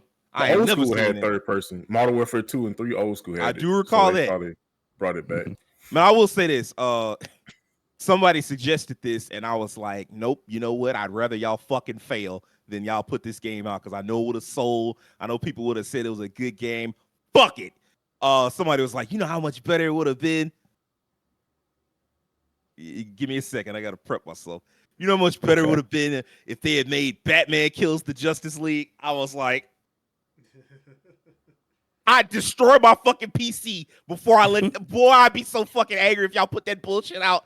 I'm not trying to see Batman drag his nuts across every member of the Justice League. Fuck that shit. And I'm tired of people hiding behind Batman. This ain't got nothing to do with the podcast, but I got to get it out. I'm tired of people hiding. Like, the only reason y'all like Batman is because he ain't got no damn powers. You like, oh, yeah, the man with no powers do all the shit. No, he couldn't. He couldn't. All right, get that shit out of here. Stop telling me, oh, he got a mech that can punch Superman in the nuts and stop it. No, the fuck he can't. All right, when you move faster than people can think, that's it. You just win the fucking fight. And I know that's not fair, and I know it's not fun, but that's just what it is. Get over it. Like, the guy that ain't got no powers is not going to just, oh, he got the grit and the money and all this. It don't matter. It don't matter. Like, the regular nigga is not beating the nigga with the powers. The end. So I'm sorry. But yeah, it would have made all the fucking money. It would have sold all the fucking copies, but fuck that shit. I'm glad they ain't make it. Batman Kills the Justice League is hilarious. That shit made me want to throw up. Like, as soon as I heard it, I was like, I'm sick. They get an idea for that. They get an idea for that. What's that? Justice League Doom? What the movie where he had to plan to kill everybody? And he had to like he had a undo contingency plan for everybody because he had a contingency plan. That's from the. I mean, like, the whole thing comes from the JLA comic Tower of Babel. That's what Justice League Doom was based off of, where Ra's stole like the plans that he had to stop the Justice League if they ever got out of control. And I get it. I get the idea. It's a great high concept, but fuck that shit. I'm not trying to see it, especially if it's him just murdering the whole Justice League off some like, hey man, you know, I got the what is it? What's the Batman shit they always say? Prep time. I got the prep time. I got everything. That's the best power of all time. Fuck out of here, buddy. Woo. Fuck out of here. Okay, I do want to ask one last question before we close out. Is the AAA bubble bursting, or are we just overreacting? Because there have been so many troublesome signs in the background for years now. We've talked about a lot of them throughout the course of the podcast. Games are making more than ever, but they just keep getting greedier. And they keep trying to, the more insulting, the more ridiculous thing is they keep trying to do bigger budget games. Callisto Protocol, I don't know if anybody else remembers this, but they wanted to be the first quadruple A game. They had the thing on their PowerPoint presentation. Quad A all day, baby. I was like, all right, get that shit out of here. Quad A. Where does this stuff end? Because eventually you're not making nearly enough profit to justify all these costs. And all the while, the games, like Terrence brought up, these games just take longer and longer to develop. And by the time they come out, they copy outdated trends. And it's like, why did you bother? And it's a game coming out in 2024 that feels like it should have come out in 2017, 2018. And so I'm wondering, like, is the bubble bursting, or are we just all overreacting? Will, how do you feel? Okay. I'm really 50-50 on it because I feel like we at the point of it getting ready to pop, but I feel like we aren't. But I don't want too many other developers, companies to go behind Callisto Protocol and be like, we gonna make that quad A game. We gonna be the ones to be successful. We the one. I don't want them to get their head so big they think they can do it. I really hate to see it. Ooh, I would hate to see it. And just like you said, development time is too long, and there's a lot of money going into this, but I feel like it can pop simply for the fact that there's going to be someone or some developers that's going to put quite a bit of money out there for one of their games, and then it's going to sell, but they'll be realizing we're still in the red. We haven't even reached the black yet. We can't hit the green. Why did we pay to do this much? And I know technology is advancing. Engines are going to advance, and we're going to have to put more money into that as well. And going back on something what Terrence said about AI, praying to God we don't have to box with AI at any given moment. I think there's so many factors ahead of us right now that we're okay for the time being, but someone's going to get way out of their body and think they're the best thing smoking. and gonna try to make something, and it's gonna do great, but they just not gonna make the money back. At that point, they just gonna be, what's the saying? Grand opening, grand closing. Grand closing. So yeah, I can see it happening, but not at this moment. I'm waiting to see if somebody gonna get out of their body and be like, all of it, game. And then they're gonna try to charge you exorbitantly for it, probably to make the money back, knowing damn well it might not go off the shelf anyway. Hey, y'all remember all these developers keep saying like, "Oh man, we really probably charging too little for these games." I'm like, one of y'all gonna try to get foolish. One of y'all gonna jump stupid and try to charge $90 for your game, and everybody else charges $70. It's gonna go terribly for you. Dude from Capcom that said that mess. We charging a little too lightly for the game. It's not just Capcom though. I know. Remember this? The dude from 2K Studios, Rockstar and shit. It was like, we really ought to charge for the value of the game and more than just $70. And I'm like, boy. Let me see a $100 base game on the shelf. I'm gonna call your office personally and cuss you out. Don't you dare, because you're gonna invade my wallet on my time, telling me, "Oh, it's 120 because you get 120 hours." You won't be seeing a single hour or a dime out of me. Shut that shit off. GTA 6 coming out, they talking about some $99.99. Like, boy, nope. Man, you'll see me on Black Friday or like the holiday season. That's the only time you'll see me picking up anything. Fair enough. Because that's when they'll be discounted. Not you gonna see me scouring the internet. Terrence, what about you, man? Do you think the AAA bubble is bursting, or are we just all overreacting? So, I'm not really. I think we're kind of set for this generation. I mean, what the costs that are out there now, it is what it is. We're too far in.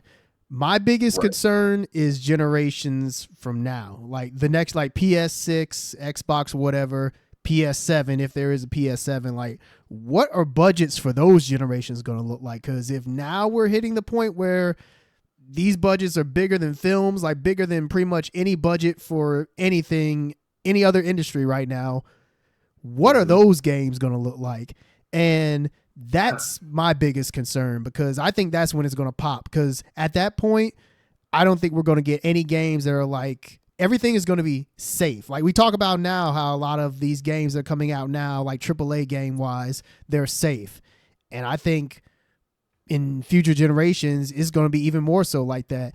Say what you will about Kojima, about maybe, Jeff Keighley kind of like maybe like jerking him off a little too hard on the Game Awards and whatnot. But at the same time, I will give him credit that he's one of the few like AAA guys out there that's like at least putting something out there that's like really quirky and like more auteur, whereas a lot of the other AAA titles that we're getting now, I'm not saying that we don't get anything original AAA wise. I'm not saying that, but a lot of stuff that we're getting is very much kind of like the stuff that is more so guaranteed to succeed, as opposed to something that's maybe a little weird. We're not getting any cookie cutter. How can I? Yeah, more cookie cutter. We're not getting anything that's like too out there now. Whereas opposed to like generations in the past, you could be a bit more artsy or a bit more auteur. Kind of like the film industry, like going back to that comparison, where like with more indie films, that's where you get to be more spontaneous and more like quote unquote creative. Whereas when you get to the bigger budget stuff, you have to be safer. Hollywood's going through that now, where a lot of the stuff that we're getting are like remakes, or it's pretty much like they're following a trend. Like right now we're getting a lot of John Wick like movies. Like we just had The Beekeeper, and there's a bunch of other movies that are coming out that are very John Wick. The Bricklayer. We're getting a lot of movies that are like John Wick-esque, or just following that trend. Like all it takes is one thing to succeed, and everybody else is going to hop on that trend and try to, follow that same path. So yeah, that's my concern with gaming, is that I think right now with the PS5 and the Xbox, what generation are we on? What is this generation? Series X. Series, that's what it is. Series. I always forget. I don't blame you. I always forget in my head what it is. Yeah. Once they changed the naming conventions, it got really confusing. Yeah. Anyway, it just called Game Pass. With this generation that we're in now, I think we're set. Like I don't think much is gonna really change. But for future generations, when we're getting like assets that are beyond 4K, that's when I'm gonna get really concerned because those budgets are just gonna be way out there. So I I don't know. I think the bubble will have to pop at one point, or we're just gonna have to look at game. They're gonna have to look at game development in a different way. I don't know if maybe we'll make more of the transition to VR and maybe that'll change the landscape. I don't know. Just right now, I think things are okay, but down the road, I think that's maybe when the bubble will start to burst a bit more. Okay. Devin, what about you, man? How do you feel? You think it's a bursting or are we overreacting? I think it's kind of on its way. I think it will burst if people once people start realizing like, okay, a lot of these AAA games, some of y'all just want to make the best looking game, which is cool. We want to see games look the best they can. But again, like I just said with the last topic, gameplay before everything else. Terrence just mentioned something about games being more artsy, and art style also reigns supreme. A lot of times, the graphical fidelity is one thing, but the art style is ultimately what sells the game on how it looks for most people. Like Callisto Protocol, that's a great example. I was so hyped for the game. I'm a big fan of Dead Space, but I didn't buy that game because it was hot garbage. It looked good. It was the best looking game of that year, but man, it was terrible. And I didn't waste my money on it. Like, so I just had to chalk that one up as a loss. It's like, I think once more people start to see like, okay, that's my favorite game. I liked it, but one comes out garbage, just don't buy it. Like I told y'all, MK right now, they ain't got my money for that next one. So they brought the game that's like I spent $110 on something, and it's like, man, like so and also two of the best games I played last year were games that looked like they were on the Game Boy Advance. Sea of Stars was outstanding. The only reason why it wasn't my game of the year is because I played Liza P. And that's another game, like it's not like quite groundbreaking visually. It looks really good, but it's not like it didn't look like no Death Stranding or nothing, but it has a great art style, a great art direction as well.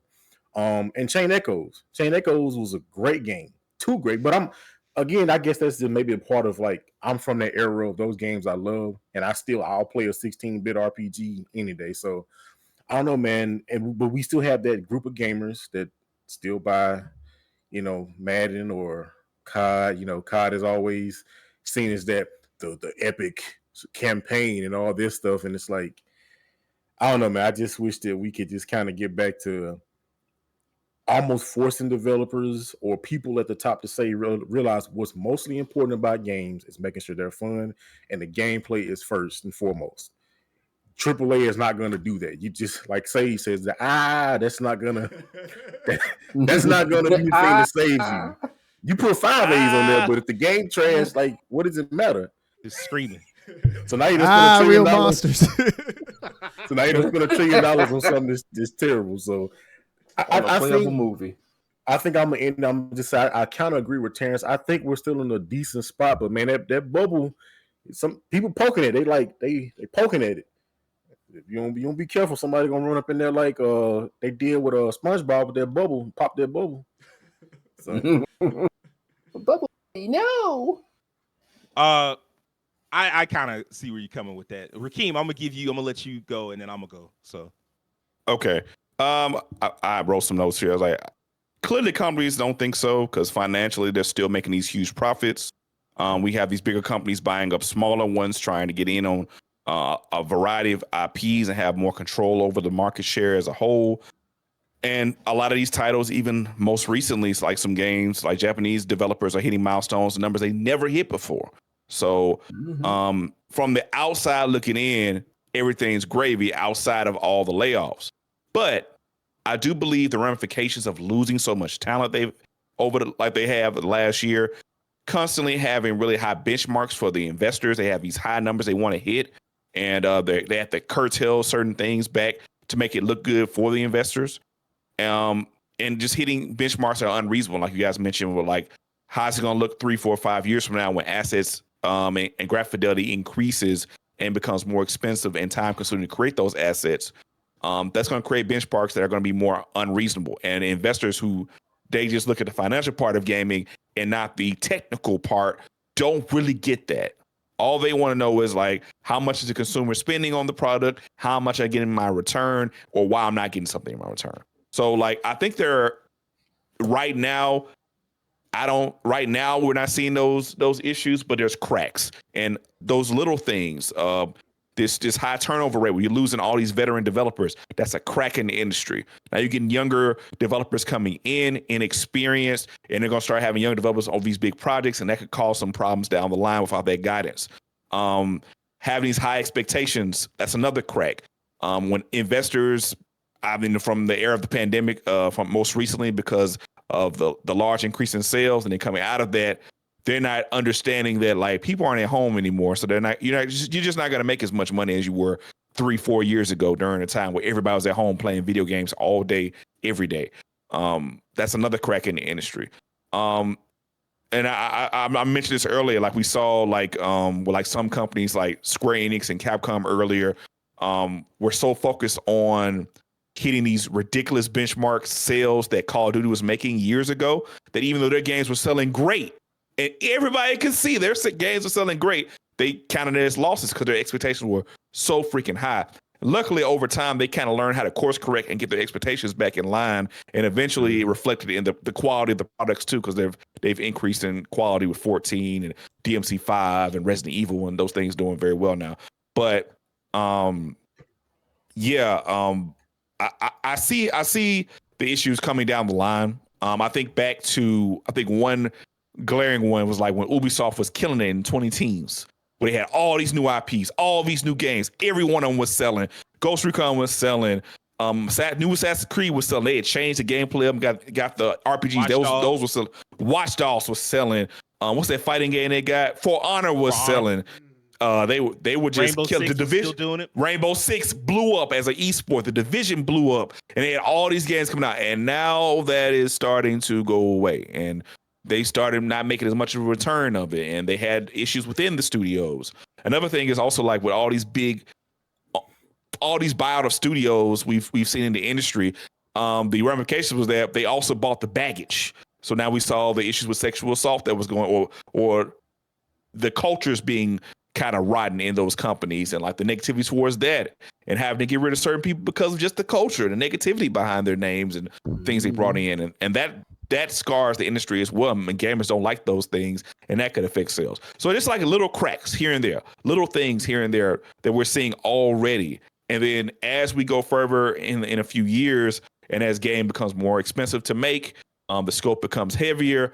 We keep losing people in the industry. Those cracks are going to get wider and wider until the bubble probably will actually pop. Okay. So I do want to respond to a couple of things. I was just letting everybody get theirs out since we are running short on time. But so here's the thing. One thing, because Terrence brought this up about budgets. I remember this being an issue when the PlayStation 3 came out. I remember reading an article in a magazine, which will tell you how far back this shit is and how old I am. The article talked about like budgets, and they mentioned, and it was like really an aside, but it just stuck out to me as like, oh, that's kind of crazy. I wonder what we do about that. And the article was like, budgets for PS1 games were like around $1 million, maybe a little less. And then for PS2, it was like easily 5 times that. And in the PS3, they were like, yeah, and we're getting into the PS3, and it's already way more times that. And so like that comes back around to the thing that I said about, oh, I wonder what we're gonna do about that. We didn't do anything.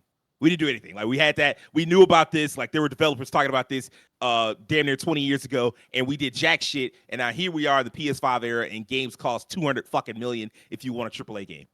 And the other thing I'll agree with is the idea that we're already getting a lot of safe projects. And I was talking with Keem about this, I think just last night, about science fiction games and space games and how it all feels like Halo. And he brought up Warhammer, and there's a little bit of that too. And it's too much Space Marine bullshit and not actually fun visions of space that we know. And not even necessarily like fun like Guardians of the Galaxy. I mean, like I thought Beyond Good and Evil 2, I know a lot of people gave that game flack, but visually I thought it was doing some fun things with the Indian-inspired city. And like you saw like the giant fucking statue that was like Indian inspired. I'm like, that's really cool. And the talking monkeys and shit. And it felt like something out of a Saturday morning cartoon series. And I was like, yeah, that's why I was so hyped for it. Even though like at this point, I'm like, that game ain't fucking coming out because it's been too damn long. Like, yeah, even when they announced it, well, when they freshly announced it, and in like 2017, they made it very clear like we're at the beginning stages of this. But like any game that started in 2017 should be out by now. And if not, it should be out within the next it's 12 to 18 months. If it's not, that game's dead. So like to me, that game is done. But like that was at least kind of creative, and you can tell like every time they come out, like even Starfield, it was like, oh, let's get the most realistic thing possible. And I'm like, bro, where's your imagination? Like what the fuck is going on? Like why are we doing NASA punk?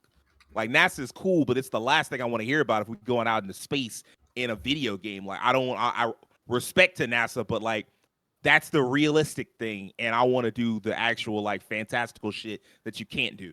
And so that was a mistake. Also, as far as AAA bubble, I certainly don't think it's bursting yet, but we're not overreacting. But some of that is on us because Devin was brought up art style. But Devin, you remember you said that you knew a dude that said MVC3 looked like an N64 game, and that was when the game was new.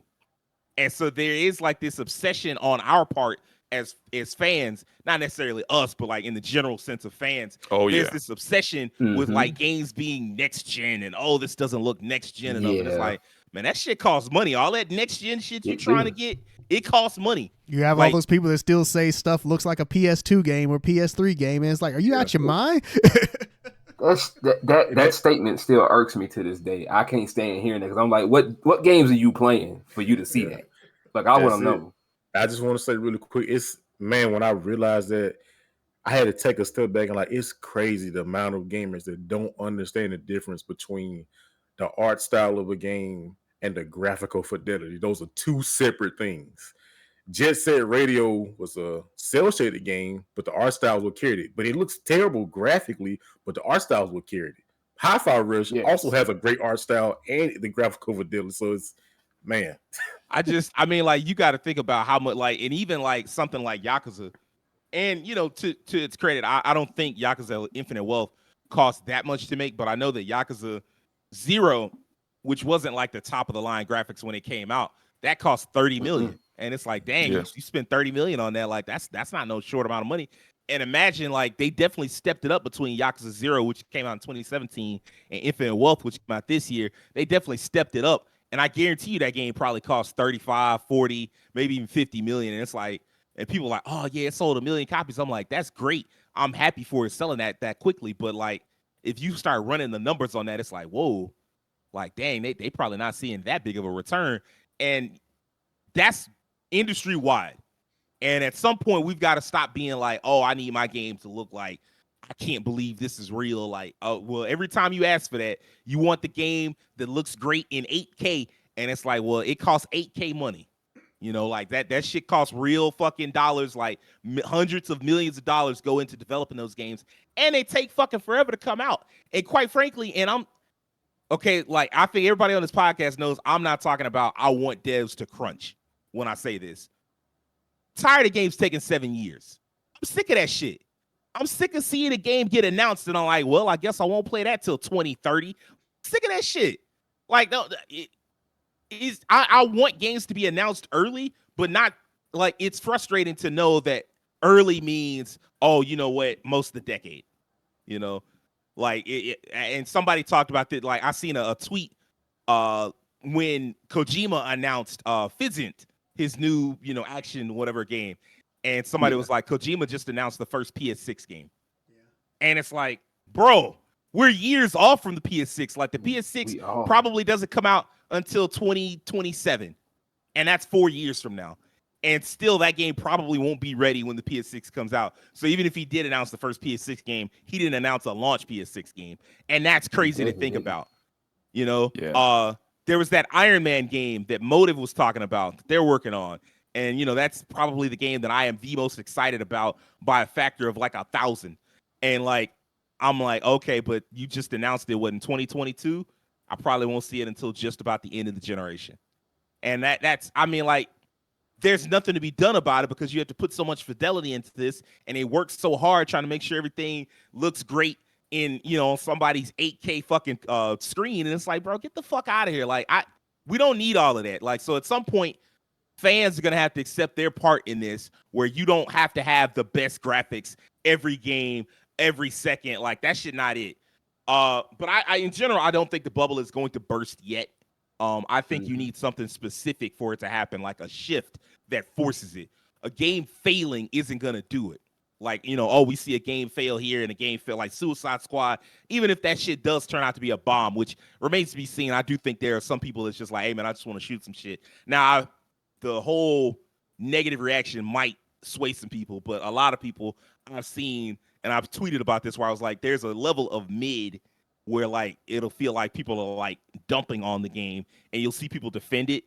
And I think Suicide Squad hits that level of mid where people are like, oh, it's not that bad, and they play it, and they're like, I'm already seeing it. Exactly. Same. Like, if you look online right now, you'll see people going, it's not that bad, you know, and it's like, bro, it's not good. Yep. But yeah, like, if a one game failing ain't gonna cut it. Maybe if it was GTA. And we talked about this before, like off podcast, like off stream. We talked about this before. If GTA were to blow it, that would send a seismic shift because it is the biggest franchise in gaming. They spent a decade plus working on it. It doubtlessly cost somewhere between 300 and 500 million minimum. And, you know, like that, if that failed, that makes everybody go, wait a minute, what are we doing? Like, let's look around. But outside of that, I think it will require a shift that's likely outside of video gaming. Something else that, like, some type of thing that happens outside, like, if the economy got noticeably worse, like the economy took a hit in the last couple of years post-pandemic, but like, no, I'm talking about like a major hit. Like if something like that happened, or if a new tech came out, or so, like some type of revolutionary thing that just changes things, I don't think anything inside the industry can make the bubble pop, except just like massive catastrophic failures back to back to back to back to back. Because another thing that could do it is like there's a lot of money recently that went around to a lot of new studios, you know, like, and I've shown y'all the list. There's that long ass list of new studios. A lot of them run by like well-known industry veterans. And I mean, like, you look at Callisto Protocol and that didn't work out, and Immortals of Avum didn't work out. They say that sold horrendously. And if you see a whole bunch of failures from that, like if like 5% of them succeeded and like the other 95, or like, you know, like 80 to 90% of them failed, that would be like, okay, well, then now there's no future. Like now the only thing that matters is like these entrenched publisher studios that have been around since like the 80s or the 90s or the early 2000s. Like that would be a problem. But outside of that, I'm like, I don't see it. I do see like we're probably still going to see the same turnover, the same people losing jobs unnecessarily. Like you'll probably see a lot of that, but I don't necessarily think you'll see just like, oh man, the bubble popped in, like, because what does that look like? Does it look like everybody giving up on AAA gaming? Because I don't see that. Like, not as long as you have the population that you have. Like, maybe AI, and then people just be like, oh, we don't want to fuck with AAA gaming because all of it is infested with AI. They don't want to hire the workers that's necessary because they're trying to save money so that they can maximize profits, like that, maybe. But other than that, and even that, like, you look at Power World, the success the Power had, like, we didn't even know if AI was being used. Turns out it wasn't, but we didn't know. And people was like, oh, I don't care nothing about no AI. Like, I'm going to get it regardless. Like that fuckhead that was streaming, and don't nobody mention his name. Y'all know who I'm talking about. The fuckhead that was streaming. And, you know, he was like, oh, I don't care. Like, it doesn't really matter. That's not the customer's concern. And it's like, bro, like, you talking about human beings. Like, they're people that worked on these games. And you like, well, it's not our problem if they didn't get a job or if they got fired. Like, you know, like, I don't know. Like, maybe AI, maybe we do react poorly to real AI when we see it. Or maybe we just all just take it and be like, oh, the game is dope. So, I don't know. We'll see. But I will say, I think this is going to wrap this week up. Y'all know the drill. Hit the subscription button on YouTube. Follow us on Twitter. Follow us on TikTok. Tell all your nerdy-ass friends and family about us. And do me a personal favor. Have an excellent week. Peace out. All right. Take it easy.